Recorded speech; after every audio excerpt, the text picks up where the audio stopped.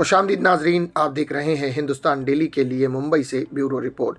नाज़रीन, मराठा नेता मनोज जरांगे पाटिल ने अपने लाखों समर्थकों की सुनामी के साथ शुक्रवार को मुंबई पर धावा बोलने की पूरी तैयारी कर ली है। हालांकि महायुति सरकार की तरफ से उन्हें मनाने की पुरजोर कोशिश भी हुई, जो देर रात तक असफल रही। समाचार लिखे जाने तक जरांगे मुंबई आने की जिद पर अड़े रहे और अपने समर्थकों के साथ मुंबई की दहलीज पर पहुंच गए।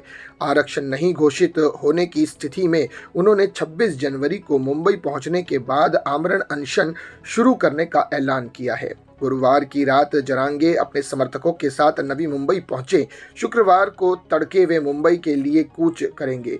उनके साथ चल रहे लोगों के अलावा राज्य भर से भी हजारों मराठा मुंबई पहुंच गए हैं। महायुति की सरकार अब तक के सबसे बड़े संकट से गुजर रही है। मुंबई हाई कोर्ट में गुणरत्न सदावृत्त की याचिका को खारिज करते हुए कहा कि जरांगे को रोक नहीं सकते हैं। सरकार ने आज़ाद मैदान की अनुमति भी रद्द कर दी है। वहीं मुंबई हाई कोर्ट के आदेश पर राज्य सरकार ने जरांगे को मुंबई के बजाय नवी मुंबई में अनशन करने का अनुरोध किया। पुलिस ने मुंबई के आज़ाद मैदान में अनशन करने के बजाय नवी मुंबई के खारघर मैदान का विकल्प दिया। नोटिस में कहा गया है कि जरांगे के साथ जितनी संख्या में लोग मुंबई आ रहे हैं, उनके लिए यहाँ कोई ऐसा मैदान नहीं है जहाँ उन्हें रखा जा सके।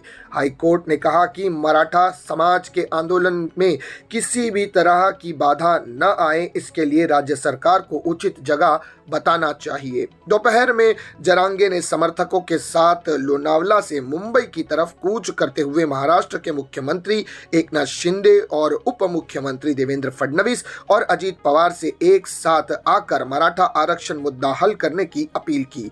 जरांगे ने कहा कि 2 अधिकारियों प्रतिनिधि मंडलों ने उनसे मुलाकात की, लेकिन उनके पास कोई नया प्रस्ताव नहीं था। उन्होंने कहा वे उन्हीं पुराने बिंदुओं पर चर्चा कर रहे थे। जरांगे मांग कर रहे हैं कि राज्य सरकार नौकरियां और शिक्षा में ओबीसी श्रेणी के तहत मराठा समुदाय को आरक्षण दे। उन्होंने सरकारी दूतों को खाली हाथ लौटा दिया। जरांगे ने कहा कि उन्होंने सरकार को साफ कह दिया था कि वे किसी भी प्रतिनिधि मंडल से रास्ते में ही मिलेंगे। उन्होंने कहा कि हम यहाँ मनोरंजन के लिए नहीं आए हैं, बल्कि अपना हक और अपने समाज के हक की लड़ाई लड़ने के लिए आए हैं, जो कि हम लड़ते रहेंगे जब तक हमें हमारा हक और न्याय नहीं मिल जाता। तो ये थी नाजरीन अब तक की बड़ी खबर जो कि निकल कर सामने आ रही है, जहां पर मौजूदा सरकार पर एक बड़ा पहाड़ की तरह मानो कोई मलबा आकर गिर पड़ा है, जहां पर एक बड़ी सुनामी, एक बड़ा भवंडर मराठा आरक्षण का